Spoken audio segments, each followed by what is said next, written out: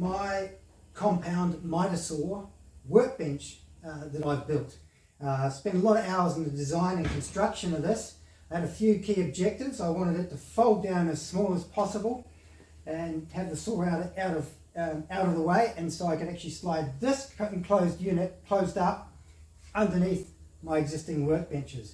And then when it's all opened up, I wanted to have plenty of side table space on each side and maximum utility of the miter saw. So I think I've achieved pretty much all those objectives. I've got the side fences as well, which I've custom built. Brilliant setup. I've used it a few times now and it's been absolutely exceptional. Really happy with what we've got. So stick around in this video and I'll show you step by step the build. And please do like and subscribe to my video also, and because I'm going to have lots more videos to come. So stick around and let's get into it. Okay, before I show you the build, I just want to quickly show you folding up the unit and just see how it looks when it's all closed up. I've gone with a hinge design for the top table here, to hinge down rather than flip like you'll see in a lot of other designs. One of the reasons was I didn't want to have another piece of equipment on the other side, which people often do. I wanted this unit to be quite low so it would go under my other benches. So I'll fold it up now and you can see how it goes.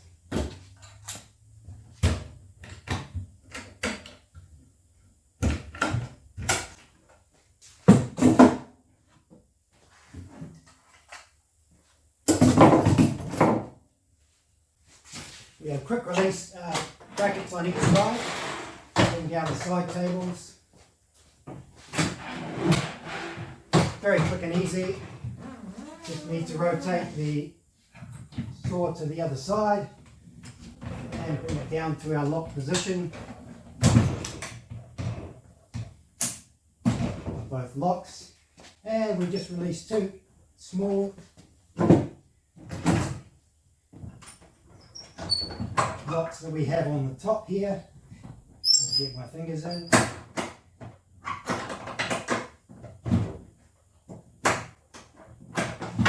And we gently lower the entire unit down into the cabinet. Close our door here with two locks. Oh, sorry, three locks. These are to keep rigidity of the unit when it's in operation with the side tables. Okay, with everything folded up, rotating the unit around. Because of the design here and the compactness of it, it wasn't easy to put a hinge top on it. So I've just built a top which has a flange on it here, so it hooks neatly onto the back. So we just lift it off and it's just got four little locator pins which we'll put into it here, which allow it to just sit into the top of the unit and just sit some locks in neatly in place. So there you have it. There's the complete folded up unit. It's basically as small as I can get with this 12-inch Makita compound miter saw hidden inside it. This is as small as you'll get. So stick around and let's watch the build. Okay guys, yeah, I thought it was about time I built a mobile table stand for my 12-inch Makita compound miter saw, which I have here. I had a few objectives in mind with this. I wanted it to be very, very compact so I can fold the whole table up and store it easily in my workshop area here because I don't have a huge amount of space. But also I want it to be very functional and easy to set up and run. So this is my Makita 12-inch unit that I just bought recently. I do have a DeWalt table saw, which I have on my own custom-made table over here as well, but I just made the decision to get a miter saw as well because there's certain things that are just easier to do on the miter saw. So I have made a start with the building the table setup because I've done a little bit of a sketch first of what I wanted to do in size.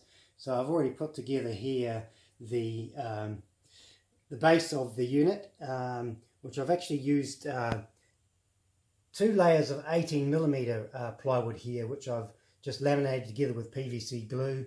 and then cut it to size. I just wanted it to be quite sturdy. I could have gone with thinner plywood, but I just wanted this to be a real sturdy unit. And then on the side panels here that you'll see here, I've gone with, actually it's a 22mm plywood here, which again I wanted it to be quite sturdy, so yeah, we went with quite a thick 22mm ply. Could have gone again with maybe, you know, just an 18mm ply, but I wanted this to be quite rigid, and I'm going to have side outfeed tables on this as well, which you'll see as I put it together. So anyway, I'll just continue on. Let's get started. Okay, so just a couple of quick comments on when I've actually built this base and these side panels going up. Now, I glued and screwed them, but one of the things I realized, even though I used a sort of a track saw to do these cuts down here, they're not going to be quite perfect 90 degrees. So if you clamp these on and screw it solid, you might find that these verticals are not quite 90 degrees. I used corner clamps. So what I did is I used corner clamps to clamp up the ends first, and then I glued, and then I screwed the screws into the ends here, but then just tape it off, just loosened off those screws again slightly, and allowed the glue to dry while these clamps are holding at exactly 90 degrees. Once the glue's dry, then I tighten those screws in again. Just worth doing that, just to make sure you get things as straight as possible. Okay, I've only got the bottom part of the cabinet done at this stage, but I thought I might as well put the caster wheels on the bottom, because then I can push it around the workshop as I'm finishing the building the cart. These are exactly the same casters or rollers that I've got on my table stand, and they work great. I just suggest if you're going to put if you're doing a cabinet, I recommend 100% you should put caster wheels on it, so you can roll it around. It's just so much more convenient. So if you get caster wheels, what you want to do is you want to get ones that have a locking tab on them as well. And when you lock the, you want to make sure that that wheel, it actually locks the rotation of the wheel, but also locks the rotation of the base spinning around. That way you won't get your cabinet wobbling around when you're using it. But something along these lines, fantastic, just perfect for this kind of a cabinet. Okay, I've got the wheels on the cart, and I've flipped the cart over, and I've just put a couple of temporary timber mounts here just to mount the top table on, because eventually, of course, this top bench is going to be on a hinge of some type, so that we can flip it down and actually stow the entire saw under the bench. It's worth spending quite a bit of time at this stage checking all of your right angles and your verticals, checking the you know, where exactly the saw is sitting on the table, and you've got all your appropriate gap and spacing. In the particular case here, I've actually made this as absolutely tight as possible. I wanted the cabinet to be as small as possible when I close it up. So basically, I'm really tight here in terms of the actual width right across. One of the things I've noticed here is that on each side of the just here on the side of the where the top shelf meets the side panel, you can see a bit of a gap, so there is a bit of a twist in these panels. I was hoping to attach the top table first and then put some vertical supports in later, but I think we're going to have to put some of these vertical supports in and get those right angles right before we then try and hinge the top part of this table. So let's carry on, and we'll do that first. Okay, we've made some progress here. I've now screwed in these support timber sections on the front here, on the left and right. Obviously, I need to keep this space pretty open because this shelf is going to, of course, fold down with the saw on it, so we need the clearance. I spent quite a while just making sure this timber cut was very accurate, 90 degrees, so that we're getting a nice solid straight side panel. Now on the back, we spin it around. I've also cut out a back panel to slot in between the two side panels.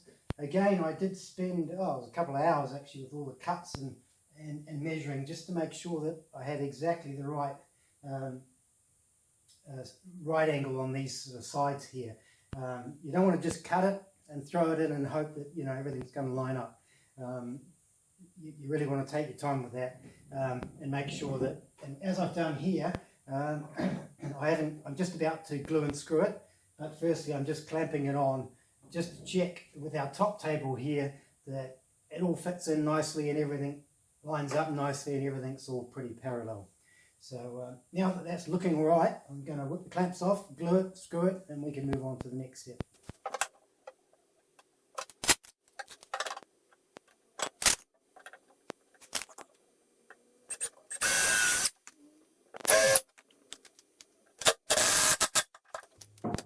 Okay, we're going to drill some holes through the side panels here so that we can put the pivot bolts in. Very important here that that hole going through is really straight, so you can't just whack your cordless drill in here at any angle. So I've put a drill guide on here with the 12mm at the location we're going to drill, so that's going to keep the hole going through pretty straight. I've clamped that on. I've also put a little block on the exit side of where the hole's going to come through. That's just to stop the hole from splintering out where the drill bit comes through. So we'll whack this through, do on the other side, and put the bolts in and see how we go. I've now drilled through the bolts, just popped the bolts through, and it's pretty much working perfectly. The tilt up and down, so up into the open position and sliding down into the stowed position down the bottom. A very slight scraping binding on this side of the panel, so I might just skim a little bit off that tabletop edge over there, but otherwise it's just pretty much perfect, so I can move on to the next step. Right, another quick tip here. I've just screwed on the latches on the front of the fold down shelf here. Now I've got to drill holes through into the side panels for those latches to lock into. Now I want this height of this table to be very accurately level between the front, the back and each side. So use a set square or something and the like, and just check, get your table heights exactly the right height, clamp it underneath with a block so that that's exactly the right height, and then I've mounted the latches with screws, drill and screw. And what I've actually done here is I've used my drill guide, and it's a 10mm latch. So I've put that through the 10mm hole in my drill guide, clamp the drill guide onto the side panel here, and now I'm going to unlatch this and drop this down, drill the hole through the drill guide, and that's going to give me an absolutely perfect straight hole through for the latch, and it's also going to be at exactly the right height. So once I've done the other side already, once I've done this, the latch in here, and then we'll have a very flat table at exactly the right height all the way around, and with two latches to drop it down.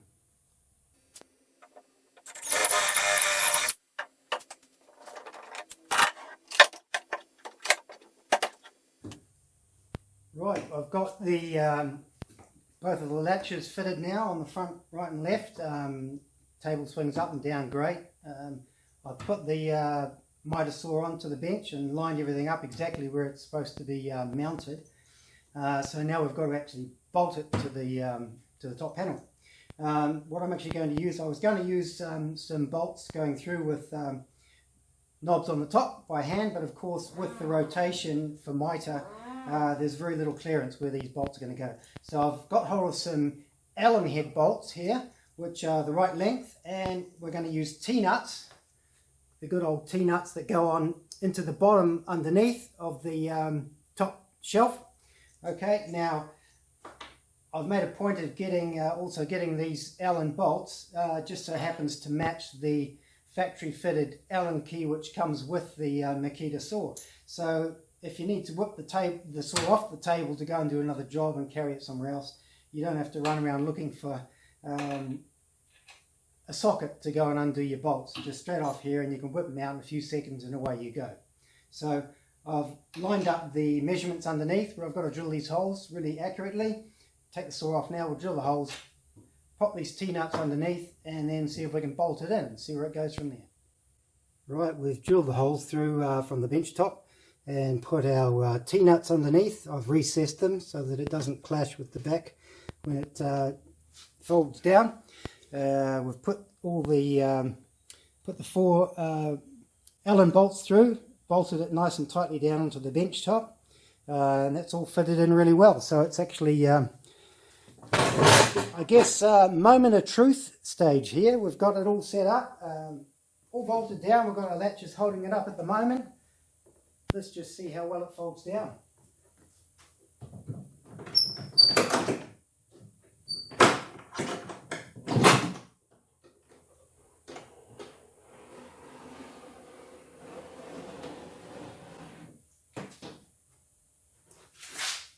Alright, there it is, folded down, and I have to say that has worked absolutely perfectly. It slides down nice and smoothly, it sits in there quite neat, and just looking at the top, I got real lucky with my measurements here. It actually clears the for the tabletop to sit on the top, only just. So I've pretty much achieved my objective here of making this unit as absolutely compact as possible, and still fitting in there and rotating up tightly. You can probably see here as well, we've got about 130 millimeters of clearance at the bottom, right through the cabinet. So there's quite a lot of storage space in there as well. So we can put all our accessories, little fences, that sort of thing in there as well. Okay, I've got the saw mounted again, and I've just sort of half tilted it downwards because I've been looking at the side panels of the cabinet here, and I'm just not really happy that these side panels are rigid enough with this bracing down here. There's just too much flex in this, even with this size plywood. And because we're going to have side outfeed tables attached here, we don't want those tables to move up and down. So what I've decided to do here is I've just put the saw halfway down just to see how much clearance we have with it protruding out the front as it folds down. And I've actually got quite a bit of clearance across the front here, so I'm going to cut a big panel here about 250 mils wide, and we're going to put a front panel on each side, on the left and right, and that's going to give a diagonal bracing to these side panels, and that's going to make it a lot more rigid. So we're going to go away and cut that now and get that fitted. Right, as you'll see here, I've now got a couple of front panels I've fitted onto the unit here. Put heaps of screws down in each of the corners so we get that triangular strength there through on the cabinet. It's made the sides a lot more rigid. There's still a little bit of play there, so there's some tricks we might be able to do later to make that a little bit tighter again. But overall it looks pretty good. Everything still folds open and closed well. So we'll move on to doing some side tables. Okay, I've made a start on putting these side hinge brackets on to support the side tables that come out from of the cabinet. And they've actually worked pretty well. I've put a couple on already.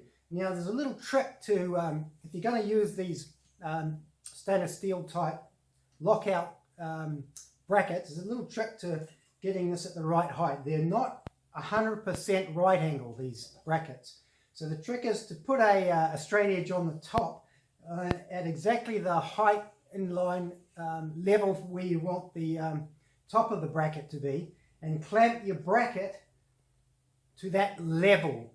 Now what you will find is that there's inevitably a little gap somewhere along here. In this case there's a slight gap at the top of these brackets.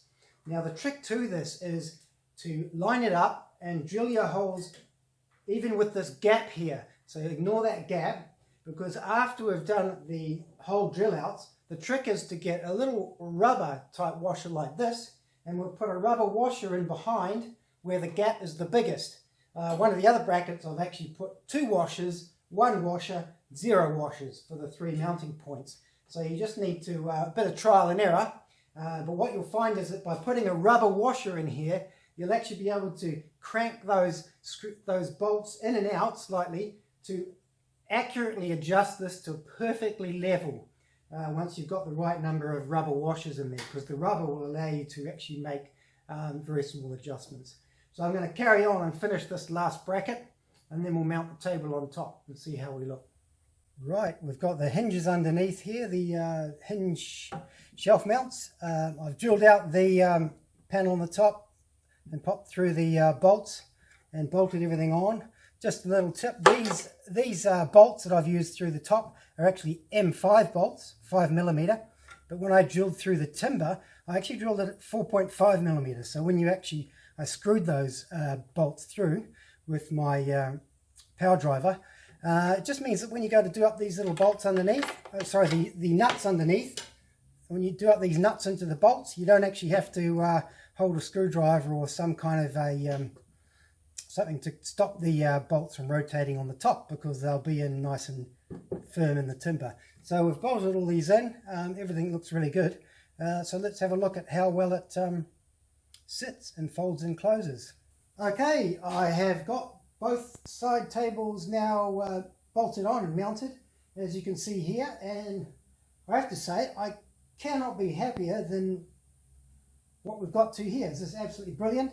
I can't believe how well these levels are worked out. I must have done my measurements extremely well, because the tops of these tabletops here are perfectly aligned with the surface of the saw. So that's all good. I could have adjusted the height, bringing the saw up with some pads underneath if need be, but at the moment it's sitting perfectly.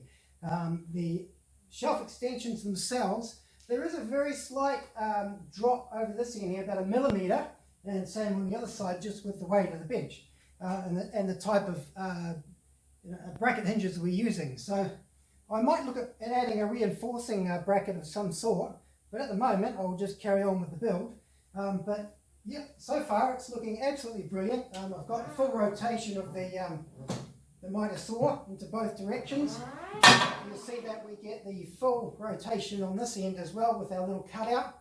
So we can do the full angle of MITRE in this direction, which on this Makita is actually 60 degrees right into this direction, and also 60 in this direction. So yeah, again, as you'll see, the shelves themselves drop down, easy as. Same with the other side. And voila, you've got a much more compact cabinet. Okay, I'm going to cut out the tabletop to go on the centre of the cabinet. So I'm going to use my trusty track saw to do that.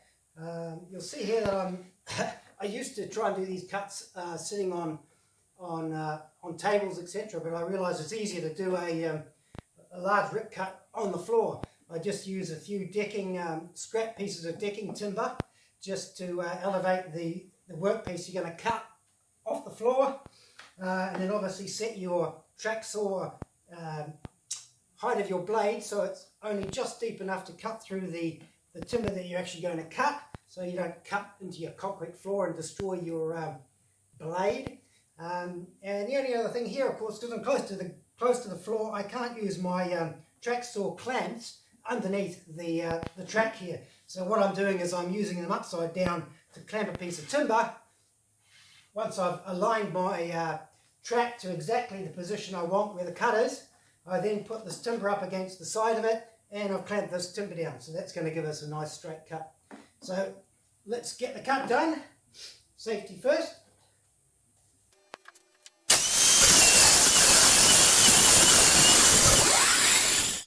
So we want a really tight, nice neat fit here with the middle tabletop. So I've just popped it on the top, and we'll just, the other side's lined in there on the other edge, so we'll just mark it underneath on this end, and then on the other end we can draw a line and we'll get a really nice tight fit. I've also written on the back here that this is the back and which way is up. Okay, I've trimmed the bench top down to size, so it was about another 1mm off the edge with about an angle. So now, moment of truth, we can see the saw in here now with a big gaping hole, but we'll pop our extra bit of bench top on here, and what do you know, it fits perfectly. Right, on our side tables here, I've decided that the single panel of ply I'd like to make it just a bit thicker along these edges, just to make this as a more sort of solid and sturdy work table on each side panel. So I've cut out some plywood lengths here, which I'm going to glue and screw onto the underside here across the front and down the side. I've already done it on the other side panel, so I've just cut this one to size as well. I've measured it up by clamping it on the top of the side table here using our new trusty mitre saw. So I've got the size exactly right, so I'm going to take this off now, glue it and screw it underneath, and then I think we'll move on to maybe putting some tracks onto the tabletop. Right, I've gone on and I've already cut several router slots into the tabletops here to put in clamp rails here. I've put the rear ones going across the whole length of the table, which we'll glue and screw in shortly, and I've just got the router set up to do the last cutout at the front. Just remember, when you're clamping for anything like this with routing, make sure you've got those rails really well clamped down and solidly so that there's zero movement as you're pushing your router along here. So this front rail I'm going to put into here. I'm actually going to not cut right to the very end here. I'm only going to bring the rail up to about here. That's because of the thickness of the bench top here. I don't want to compromise the integrity and strength of the bench top here at the front. So at the other end, of course, we've put a double thickness underneath, so we've got enough strength there for the rails to be cut through into the bench top. So I'm going to go ahead now and cut through that last router slot, just like we've done over here with the this router slot here, ready to take the track slide into. So I'll cut through that now and we'll get on to the next step. I've checked the track cutouts here that we've routed out to make sure the heights are all good. I want the tracks to be as level as possible with the surface of the timber. So the best way I find to do this, rather than glue it and put the screws straight in, is that we will put some glue into the gap, pop the rails in and push them down to just level, and then just let the glue dry and set first at that level, and then put your screws in afterwards. That way you're screwing in early while the glue's wet, won't squeeze the tracks down too low, because there's a bit of a tolerance there of about 1 millimetre. So then we'll get a nice flush finish. We have now put the T-tracks in place. I've glued them down yesterday, so I've left them overnight to dry, so we'll put some screws in those a little bit later. Front track here and a rear track here. The rear track is going to, of course, be for a fence, which we will finish off shortly. At this stage, what I've done is I've glued together two layers of plywood, let that dry for a couple of days, and then we'll clean this up with another cut on the table saw and make that nice and straight, ready to be a fence. Now, I did decide, looking at these front panels down here, that even the 18mm ply that I put in here this particular panel of ply wasn't a very good quality ply off an offcut I had. So and I decided I wanted it even a bit thicker. So I've cut out another section of 18mm ply here and glued with lots of glue, glued and screwed this exactly to size on the front of the left hand and the right hand side panels down here on the front. As you can see, I've got that all clamped up. It's been there overnight, so glue will be dry enough, so I'll take these clamps off shortly. It's all come out pretty neatly, and it gives us a much more rigid set of front panels here, because the next thing I need to look at is rigidity this way on the side panels. Are still not quite as tight as I'd like them to be for these side out tables. So I'll put these clamps off and we'll look at the next step. Right, to keep these side tables as rigid as possible so they don't bend up and down with these side panels flexing, I decided to bolt on a front door here between these two panels. So I've cut them tightly to size, screwed them on with hinges, and I'm just waiting for the delivery of a couple of locking locking latches to go on the side here, which will allow it to clamp nice and tight and keep these side panels of the cabinet nice and rigid so that the out tables on the side don't flex up and down. So I'm going to move on to the next step, which is making some fences here to go on each side of the table here. I didn't want to make a fixed fence on here because you never know what you're going to be building. So I'm going to use a fence on each side that I've built with two layers of ply I've laminated together. I'm going to attach a rail along the top just so that you can put stop blocks, etc. And I'm going to use some little L brackets like this that I had left over from a solar panel roof installation. And that's going to go on the sides at the back. And that's going to allow us to actually move the entire fence sideways, back and forth. And there's going to be a whole lot of adjustment you'll be able to do with these little brackets here. So I'm going to go on now, and I'm actually going to have to put in these rails into the side of these panels here. So I'm going to use my table saw, and I'm going to do some dado track cuts into these panels here, and then we'll mount these up.